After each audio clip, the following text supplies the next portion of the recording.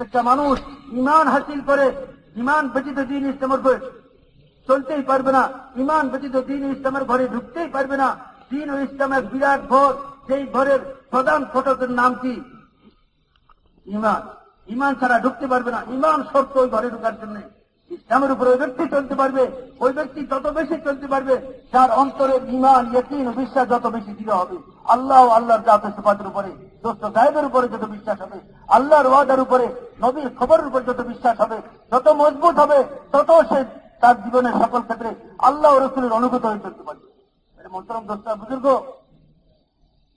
আফসোস আজকে যদি সারা দুনিয়াতে এই মুহূর্তে যদি সারা দুনিয়ার সমস্ত মানুষ ইমানকে কবুল করে নেয় এবং সারা দুনিয়ার সমস্ত মানুষ সিদ্ধান্ত নিয়ে নেয় যে আমরা সকলে আল্লাহ প্রদত্ত জীবন ব্যবস্থা অনুযায়ী চলবো, ইসলাম ও শরীয়ত অনুযায়ী চলবো, কসম খোদার এই মুহূর্তে পৃথিবীর সব সমস্যার সমাধান হয়ে যাবে। এই মুহূর্তে পৃথিবীর অস্থিতিশীলতা দূর হয়ে যাবে। এই মুহূর্তে প্রত্যেকটা মানুষের ব্যক্তি সমস্যা, পারিবারিক সমস্যা, সামাজিক সমস্যা, রাষ্ট্রীয় সমস্যা, আন্তর্জাতিক সমস্যা সবকিছু সমাধান হবে। এই মুহূর্তে দুনিয়া থেকে জুলুম বিদায় নিবে, এই মুহূর্তে দুনিয়া থেকে অত্যাচার বিদায় নিবে, এই মুহূর্তে দুনিয়া থেকে খুন খারাপি বিদায় নিবে। এই মুহূর্তে দুনিয়াতে দোস্ত আর বুজুর্গ এক অন্যের রক্তের পিপাসা, এক অন্যের ইজ্জত লুটার এই পরিবেশ, এই সব খতম হয়ে দুনিয়াতে শান্তি ও শৃঙ্খলা কায়েম হয়ে যাবে। এই কোনো কতগুলো কথা নয়, এই কতগুলো গল্প গুজব নয়, বানানো কথা নয়। রাসূল পাক সাল্লাল্লাহু আলাইহি ওয়াসাল্লাম মক্কা মুকাররমাতে 13 বছর এবং 10 বছর মদিনায় মুনাওয়ারাতে মেহনত করি এই জিন্দেগির প্রমাণ দেখাই দিয়ে গেছেন।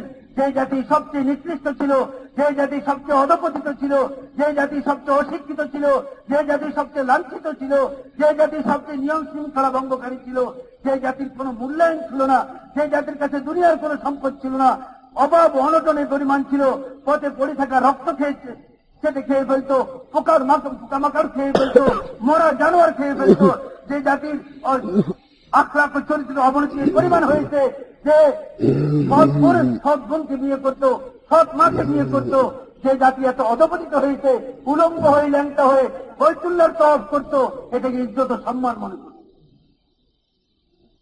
যে জাতির উপর কেউ রাজত্ব করতে চাইতো না, হুজুর আকরাম সাল্লাল্লাহু আলাইহি ওয়াসাল্লাম 13-23 বছর ওই জাতির উপর মেহনত করলেন, যাদেরকে কেউ নিতে চায়নি। হুজুর সাল্লাল্লাহু আলাইহি ওয়াসাল্লাম প্রমাণ করে দিয়ে গেলেন এত অধপতিত জাতি যারা পৃথিবীতে যাদের সাথে অধপতিত কোন জাতি ছিল না, ইসলাম তাদেরকে এত উন্নত করেছে যে পৃথিবীর সবচেয়ে উন্নত জাতিতে তারা পড়েছে, পৃথিবীর সবচেয়ে উত্তম জায়গার পরিণত হয়েছে। কিয়ামত পর্যন্ত কেউ তাদের মর্যাদায় পৌঁছতে পারবে না।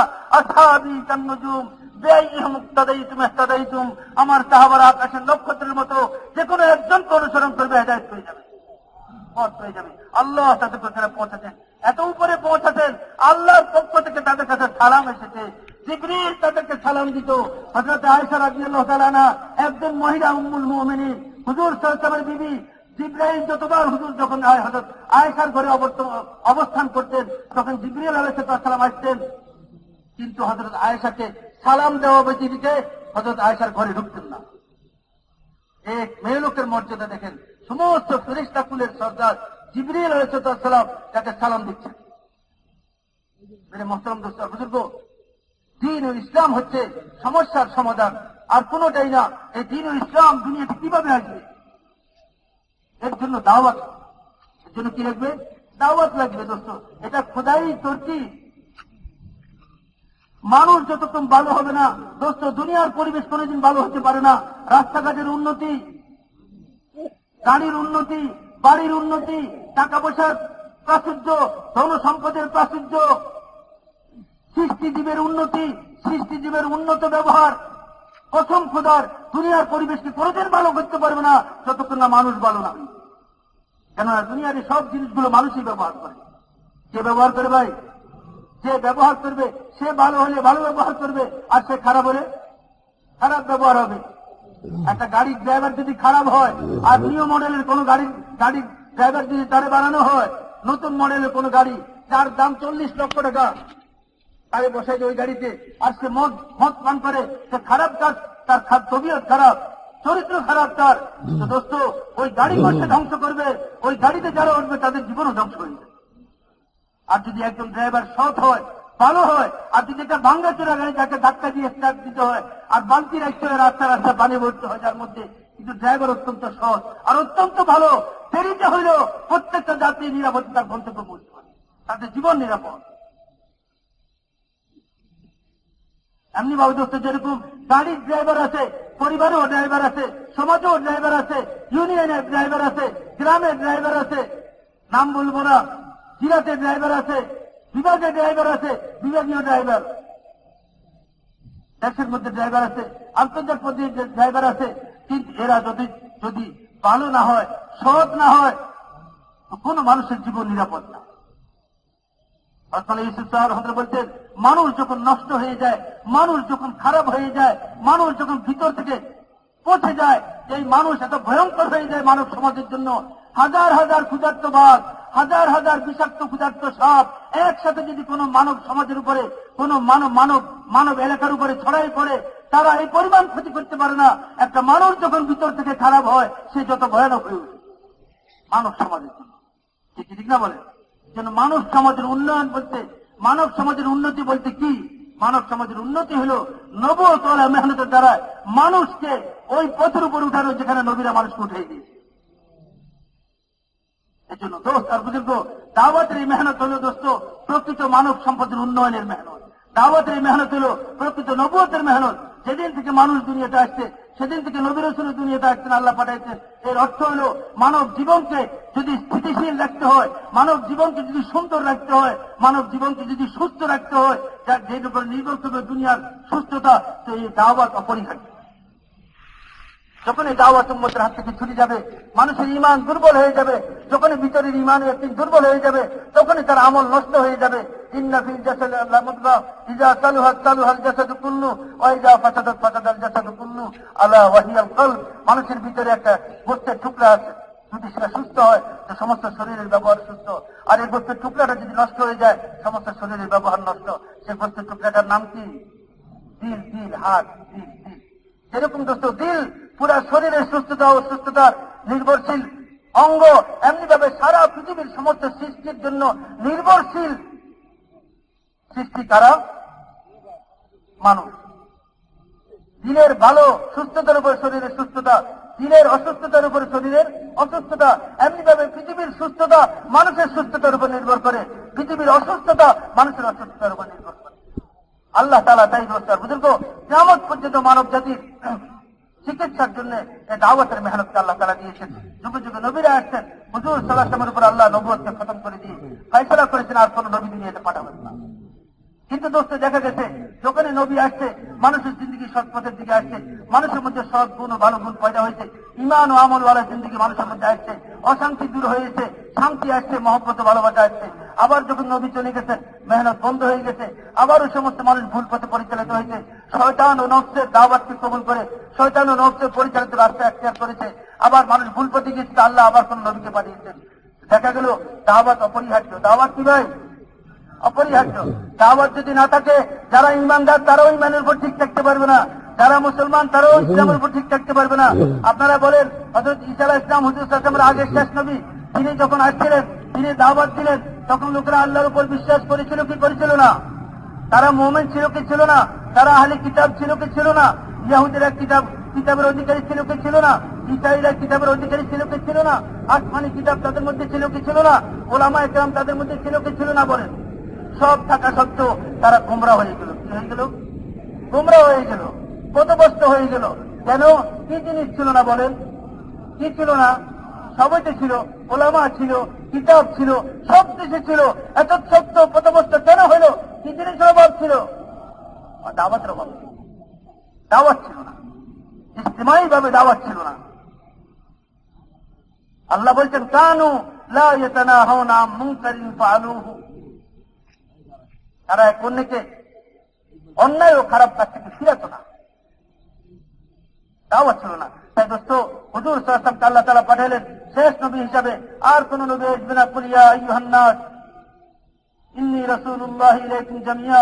সারা দুনিয়ার জন্য নবী পাঠালেন। আমা আরসালনাকা ইল্লা রাহমাতাল লিল আলামিন আমা আরসালনাকা ইল্লা কাফাতাল লিন-নাস মা কানা মুহাম্মাদুন আবা আহাদিন মিন রিজালিকুম ওয়ালাকিন রাসূলুল্লাহি ওয়া খাতামান নাবিয়্যিন সর্বশেষ নবী হিসাবে সারা দুনিয়া কিয়ামত পর্যন্ত আনওয়ালা সর্বশেষ মানুষের প্রতি, সকল দরজার সকল পর্যায়ের মানুষের প্রতি নবী করে আল্লাহ তাআলা হযরত মুহাম্মদ সাল্লাল্লাহু আলাইহি ওয়াসাল্লামকে পাঠিয়েছেন। তিনি যখন চলে গেলেন আর দাওয়াতের মেহনত নিয়ে কোন নবীর আবির্ভাব এবং আগমন যদি হবে না, তাহলে কিয়ামত পর্যন্ত মানুষ হেদায়েতের উপর টিকবে কিভাবে? প্রমাণ রয়ে গেছে দাওয়াত না থাকলে মানুষ পথহারা হয়ে যায়। ঠিক না বলেন?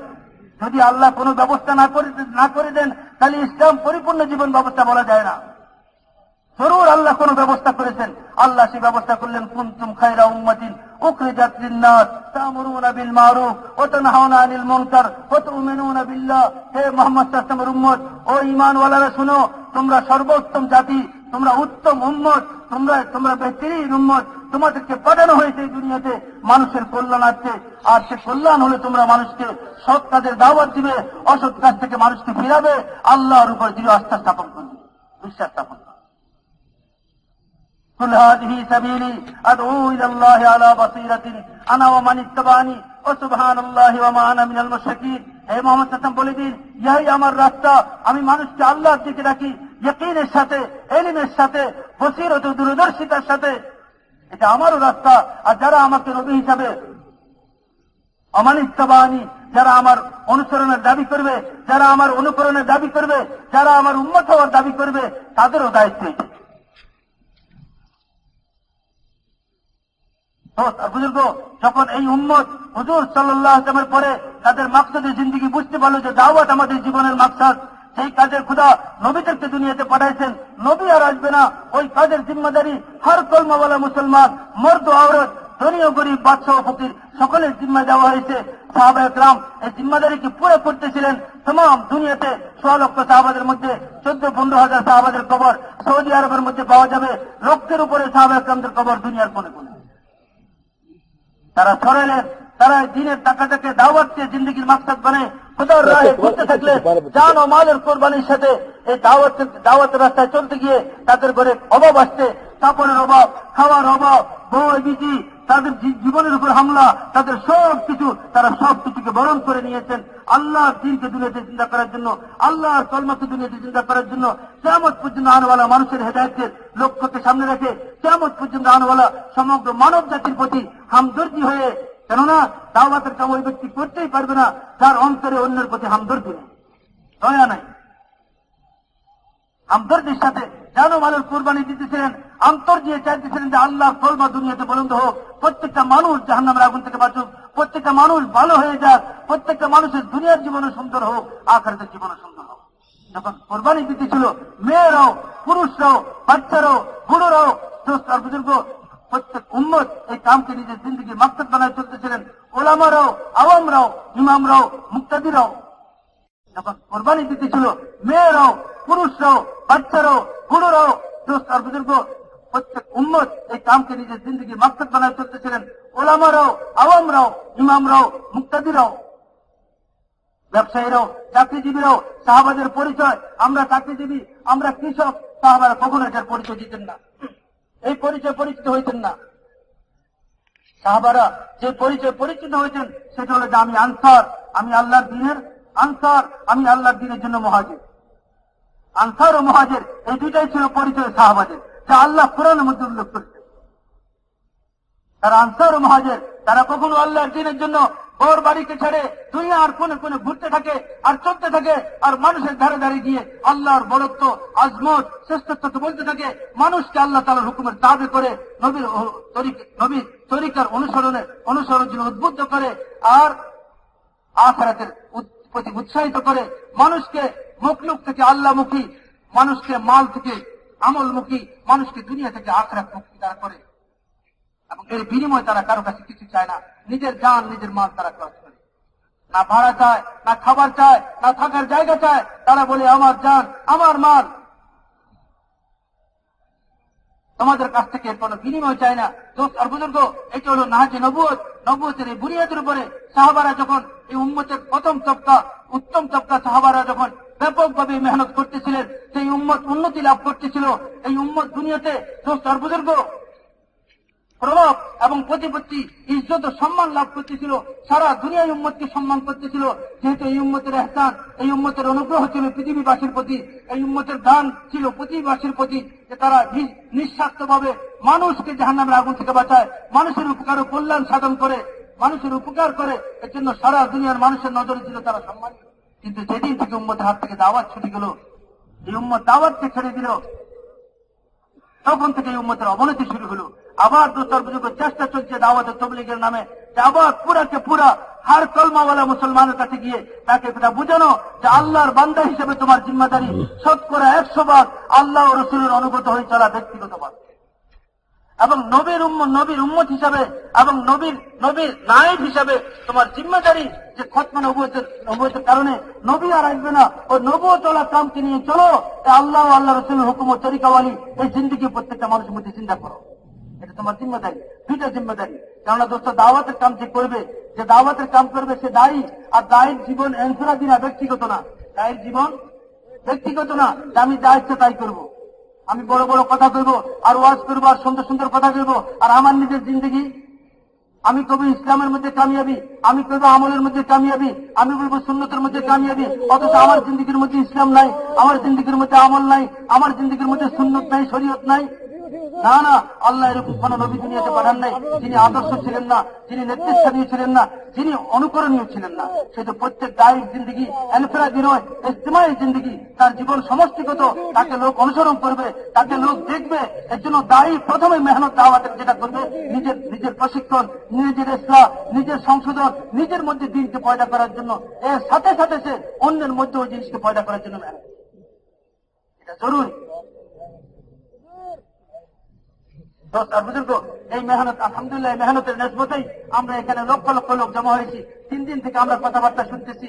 দোস্ত, এই মাজমার সবচেয়ে সৌভাগ্যবান ওই সমস্ত ব্যক্তিরা, সবচেয়ে ভাগ্যবান ওই সমস্ত ব্যক্তিরা, আল্লাহর কাছে সবচেয়ে প্রিয় ওই সমস্ত ব্যক্তিরা, যারা এই কদিনের কথাবার্তা, বয়ান ও তকরির, আপসের তশকিল ও ইখতিলাফ, এই সব কিছু দিয়ে সে অনুভব করতে পারছে, হায় হায় বহুত বড় সম্পদ আমার হাতছাড়া হয়ে গেছে। হায় আল্লাহর কাছে ইস্তেগফার করা দরকার। কেন আমি এতদিন পর্যন্ত দাওয়াতকে জীবনের মাকসাদ হিসেবে বুঝি নাই? যে কাজের জন্য খোদা আমাকে পয়দা করলেন, যে কাজের জন্য খোদা আমাকে পাঠাইলেন, যা আমার জীবনের মাকসাদ ছিল, আমি উদ্দেশ্য মাকসাদকে ভুলে গিয়ে আমার প্রয়োজন পুরো করার মধ্যে আমার জীবনকে আমি শেষ করে দিয়েছি, আমার জীবনের সম্পদকে খতম করে দিয়েছি। আফসোস, হায় আমার জীবনের উপরে এত বড় অন্যায় করেছি, এত বড় গুনাহ করেছি। সে তার দিলের মধ্যে অনুতাপ পয়দা হয়েছে, সে আল্লাহর কাছে মাফ চাইছে। আল্লাহ, অতীতে দাওয়াতের কাম করি নাই, এক বহুত বড় জুলুম নিজের উপর করেছি, উম্মতের উপরে করেছি, তুমি আমাকে মাফ করে দাও। এবং সে মজবুতে সিদ্ধান্ত নিয়েছে, এখন থেকে আমাকে কাম শিখতে হবে এবং দিন অনুযায়ী আমার জিন্দগি বানাইতে হবে, এবং এই কামকে জিন্দগি মাকসাদ বানায় সারা দুনিয়াতে আমাকে ঘুরতে হবে। এবং এই কথা মনে বলে সে নিজেকে তশকিল করাই নিয়েছে 4 মাসের জন্য, চিল্লার জন্য, সালের জন্য, দেশের জন্য, বিদেশের জন্য, দোস্ত আর বুজুর্গ। এবং সে তশকিল হয়ে জামাত বন্দী হয়ে গেছে। আজকে কিছুক্ষণ পরে হেদায়েত হবে, তারা মুসাফা করে আল্লাহর রাস্তায় বেরিয়ে যাবে। আল্লাহু আকবার। তাদের মূল্য, তাদের দাম আল্লাহর দৃষ্টিতে কি? হযরত আবু বকর রাদিয়াল্লাহু তাআলা আনহু হুজুর সাল্লাল্লাহু আলাইহি ইন্তেকালের পরে হযরত উসামার জামাতকে রাদিয়াল্লাহু তাআলা জামাতকে যখন বিদায় করতেছিলেন মদিনা থেকে, উসামাকে ঘোড়ার উপর বসাইলেন আর ঘোড়ার লেগাম তুললেন হযরত আবু বকর রাদিয়াল্লাহু তাআলা আনহু। মদিনার বাইরে নিয়ে যেতেছেন তাকে। আল্লাহু আকবার। খলিফাতুর রাসূলুল্লাহ নিচে, উসামা 18-19 বছর বয়সের, আর যায়েদ রাদিয়াল্লাহু তাআলা যুবক ছেলে এসে উপরে। ওই খলিফা যার সম্পর্কে আয়াত অবতীর্ণ হয়েছে, তানিয়া ইসনাইনি ফিল গার, 2 জনের একজন, ওই গর্তের মধ্যে রাসূলুল্লাহ আমার সাথে ছিলেন। ওই খলিফা যার অবস্থার উপরে ফেরেশতা আসছে, যাকে সালাম করতেন ফেরেশতা, উম্মতের সবচেয়ে শ্রেষ্ঠ ব্যক্তি যিনি, ওই খলিফা যিনি হুজুর সাল্লাল্লাহু আলাইহি ওয়াসাল্লামের শ্বশুর ছিলেন, ওই খলিফা যার সম্পর্কে হুজুর বলছেন আমি সকলের ইহসান, সকলের অনুগ্রহ, সকলের দানের বদলা দিয়ে দিয়েছি আবু বকর ছাড়া। আবু বকরের দানের বদলা কিয়ামতের দিনে আল্লাহর কাছ থেকে লওয়াই দিব। সে হাঁটতেছে, হয়তো উসামা কিছুক্ষণ পরে বললেন যে আমিরুল মুমিনিন, হয়তো আপনি উপরে আসেন, আমি নিচে যাই, দুটার একটা করেন, আমি কিন্তু এটা আর বরদাস্ত করতে পারছি না। তিনি বলেন যে না না, আমি উপরে যাবো না, তুমি নিচে আসবে, তুমি উপরে থাকবে, ওখানে বসা থাকো, তুমি আল্লাহর রাস্তার মুজাহিদ, তুমি আল্লাহর রাস্তায় যাচ্ছ, আমাকে একটু নেকি হাসিল করার সুযোগ দাও, আমি তোমাকে একটা আগায় দিব। যে আল্লাহর রাস্তায় কদম রাখে যে আল্লাহ রাস্তায় চলে, তুমি কি শুনো নাই? রাসূল সাল্লাল্লাহু আলাইহি ওয়াসাল্লাম বলেছেন, এক এক কদমে 700 নেকি আল্লাহ তাকে দান করবেন, 700 গুনাহ তার মাফ করবেন, 700 মর্যাদা খোদা তার জান্নাতের মধ্যে বৃদ্ধি করবেন। তুমি শুনে রয়েছো? সুযোগ দাও, আমিও কিছুটা তোমার সাথে চলি, ওই কয়েক কদমের নেকি হাসিল করি। যখন উম্মতের মধ্যে দাওয়াতের পরিচয় ছিল, উম্মতের বড় বড় উম্মতের শ্রেষ্ঠ ব্যক্তিত্বরও দোস্ত আর বুজুর্গ এই দাওয়াতের ব্যাপারে কখনো অবহেলা করেন নাই, দাওয়াতের আমলকে মূল্যায়ন করেছেন। আজকে দোস্ত আমরা পুরানা হয়ে গেলেও মুমিন গাছ করে না, পুরান সাথীরা মুমিন গাছ করে না, মাফ হয়ে গেছে। পুরান সাথী গাছ করবো না, পুরান সাথী শুধু বয়ান করবো না। না দোস্ত বুজুর্গ, এই সমস্ত আমলগুলো সাহাবাদের জিন্দগি থেকে নেওয়া, হুজুর সাল্লাল্লাহু আলাইহি ওয়াসাল্লামের জিন্দগি থেকে নেওয়া, আম্বিয়াদের জিন্দগি থেকে নেওয়া, এই প্রত্যেকটা আমলের মূল্যায়ন দোস্ত সারা জীবন করতে হবে। আল্লাহ তাআলা আমাদেরকে কবুল করেন। দোস্ত এই ভাগ্যবান লোকরা কিছুক্ষণ পরে মুসাফা করে আল্লাহর কাছে চলে যাবে, মুহাজির আল্লাহর রাস্তায় হিজরত করতে। উচিত তো ছিল দোস্ত এই পুরো মাজমা, কয়েক লক্ষের মাজমার অর্ধেক এখান থেকে আল্লাহর রাস্তায় চলে যেত, আর অর্ধেক এই নিয়ে তো বাড়ি ঘরে ফিরে যেত, যে যারা আল্লাহর রাস্তায় যাচ্ছে তাদের বাড়ি ঘরের খোঁজ খবর নেওয়া, তাদের জরুরত সম্পর্কে খোঁজ খবর নেওয়া, এবং তাদের মদত নুসরত করা, এবং মকামি আমলগুলো, মসজিদ আর মেহনত গুলো যেগুলো বাকি, যেগুলো করতে হবে আমাদেরকে রোজানা, সাপ্তাহিক ও মাসিক, সালানা, সেই আমলগুলো আমরা সেখানে গিয়ে করতে থাকবো। আবার যখন তারা আল্লাহর রাস্তা থেকে ফিরে আসবে, তা আমরা চলে যাইবো আল্লাহর রাস্তায়। এই নিয়ত, এই মাজমা করা উচিত ছিল। তাহলে হয়তো কি এই কয়েক লক্ষ লোকের এই মাজমা পুরা তশকিল হয়ে যেত আল্লাহর রাস্তায়, তাদের ঘরে ফিরে যাওয়াটাও আল্লাহর রাস্তায় গণ্য হইত। দুর্ভাগ্যগ্রস্ত দাওয়াতের আজমত গুরুত্ব আমাদের দিনের মধ্যে আমরা বুঝতে পারি নাই। আল্লাহর কাছে ক্ষমা চাই, মাফ চাই। এই জন্য দোস্ত সামান্য সংখ্যক লোক, ভাগ্যবান লোক, যারা যাদেরকে আল্লাহ বাছাই করছেন এই মাজমা থেকে, তারা তো যাচ্ছে। আমরা যারা যাচ্ছে পারছি না, আমরা ইস্তেগফার করি, আমাদের ফিরে যাওয়াটা যেন ইস্তেগফারের সাথে হয়, আল্লাহর কাছে মাফ চাইতে চাইতে অনুতাপের সাথে যেন হয়। সাহাবারা আল্লাহ রাস্তায় যাইতে না পারলে হুজুরের কাছে বলছেন, ইয়া রাসূলুল্লাহ আমাদের কাছে সাওয়ারি নাই, আপনি আমাদেরকে সাওয়ারি দিন তো আমরা যাইবো আল্লাহর রাস্তায়। হুজুর বলেন, আমার কাছে এমন কোন অবস্থা এখন নাই, তোমরা ফিরে যাও, যখন আল্লাহ তাআলা কিছু দিবেন তা আমি তোমাদেরকে খবর দিব, তোমাদেরকে দিব। বলছে তারা কোরআনের মধ্যে উল্লেখ করছেন আল্লাহ, তারা হুজুরের দরবার থেকে যখন বাড়িতে ফিরে যাইতেছিল, 2 চোখে অজর দ্বারা পানি বইতেছিল। আহা, আমাদের কাছে নাই, আমরা গরিব, যদি সামান থাকতো আমরাও আল্লাহর রাস্তায় যেতে পারতাম। আজ নাই সামান, আমাদের কাছে জন্য যেতে পারতাম। ফিরে যাওয়া ইস্তেগফারের সাথে নিয়ত করি পুরা মাজমা যে ইনশাআল্লাহ আমরা এই দাওয়াতের কামকে শিখবো এবং জীবনের মাকসাদ বানাই মওত পর্যন্ত এই দাওয়াতের কাম করতে করতে দুনিয়া থেকে যাইবো ইনশাআল্লাহ। বলুন ভাই, নিয়ত আছে সবাই? আল্লাহ তাআলা সবাইকে কবুল করে। মোহতারাম দোস্ত, এটাও নিয়ত করি পুরা মাজমা আশপাশে যে আজ থেকে ইনশাআল্লাহ নামাজ আদা করবো না, নামাজ ছাড়বো না। মুসলমান নামাজ ছাড়তে পারে না, মুসলমান নামাজ ছাড়লে ইসলামে তার আর কোন অংশ বাকি থাকে না। কাফের ও মুসলমানের মধ্যে, অমুসলমান ও মুসলমানের মধ্যে ব্যবধান শুধু নামাজ। নামাজে ব্যবধান করে দিয়ে যে মুসলমানই অমুসলমান। নামাজ ছেড়ে দেওয়া, খোদার হুকুম ছেড়ে দেওয়া ইমানের দুর্বলতার লক্ষণ। ইমানের মধ্যে যখন দুর্বলতা আসে তখনই মানুষের আমলের জিন্দগি নষ্ট হয়ে যায়। এই জন্য দোস্ত আর বুজুর্গ নিয়ত করি, এবং যারা ফিরে যাচ্ছি তারা নিজেদের এলাকায় গিয়ে দোস্ত যারা আল্লাহর রাস্তায় যাচ্ছে তাদের নুসরত করি। তাদের কি করি ভাই? নুসরত করে সহযোগিতা করি। যেসব জামাতগুলো আপনার এলাকায় যাবে সেসব জামাতগুলো নুসরত করেন, তাদের সাথে থাকেন বিষা নিয়ে। আপনারা পুরোর সাথে যদি হন সেসব জামাতগুলোর সাথে প্রায় 1,500 প্রায় 2,000 মতো জামাত হয়ে যাবে, আর 2,500 মতো জামাত হয়ে যাবে। এই জামাতগুলোর নুসরত, তাদের তালিম ও তরবিয়ত, যারা আল্লাহ রাস্তা গেছে তাদের বাড়ি ঘরের খোঁজ খবর, তাহলে ইনশাআল্লাহ আনসারের সওয়াব লাভ করবো, নুসরতের সওয়াব লাভ করতে পারবো। যেহেতু আমরা জীবন যাপন করবো মুহাজির হিসাবে, না হয় আনসার হিসাবে। কথা বুঝে আসছে মেরে ভাই? আর দোস্ত যারা যাচ্ছি তারা আমাদের মকামি মেহনত গুলাকে করবো। খাস ভাবে মসজিদ আর 5 কাপ, 2 গাছ, একটা মহল্লার, একটা বাইরে, সপ্তাহে 2টা গাছ, 2 তালিম, একটা মসজিদের, একটা ঘরের, রোজানা 2.5 ঘন্টার মেহনত, রোজানার মশওয়ারা, মাসের 3 দিন। কথা বুঝে আসছে মেরে ভাই আর বুজুর্গ? এগুলা মকামি আমল। চিল্লা 3 চিল্লা দিয়ে যোগ্যতা অর্জন করবো, দাওয়াতের মেহনতের উপর চলার। আল্লাহ মানুষের মধ্যে যোগ্যতা রেখেছেন, দাওয়াতের দ্বারা উম্মতের যোগ্যতা প্রকাশ পায়।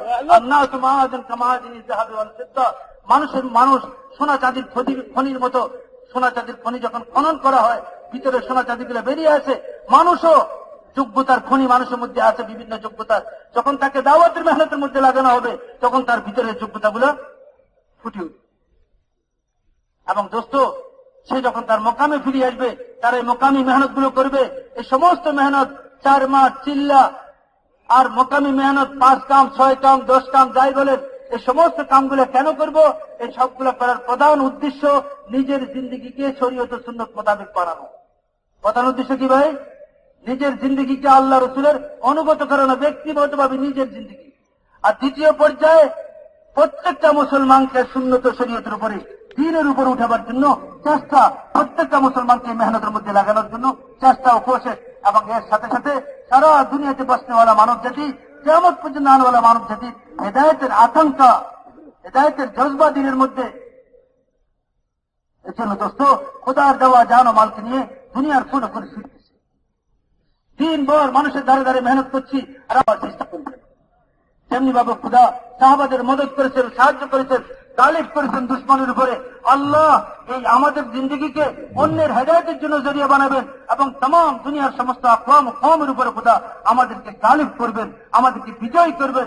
আল্লাহ আমাদেরকে ইজ্জতওয়ালা জিন্দগি দিবেন। এই জন্য দোস্ত আর বুজুর্গ, প্রত্যেকে নিয়ত করি এই দাওয়াতের কামকে জিন্দগির মাকসাদ বানাই করা। কি বলুন মেয়ের ভাই? করবো না ইনশাআল্লাহ। এখনো দোস্ত অনেক সাথী যারা ইচ্ছা করলে, আমরা একটু হিম্মত করলে তশকিল হইতে পারি, আল্লাহ রাস্তায় যাইতে পারি। দোস্ত আর বুজুর্গ, আজীব চিন্তা করেন, যদি এখানে 20 লক্ষ লোক হয়, আপনারা যদি বলেন 20 লক্ষ লোক, 20 লক্ষ লোকের যদি 10 লক্ষ লোক আল্লাহ রাস্তায় বাইরে, তো কতগুলো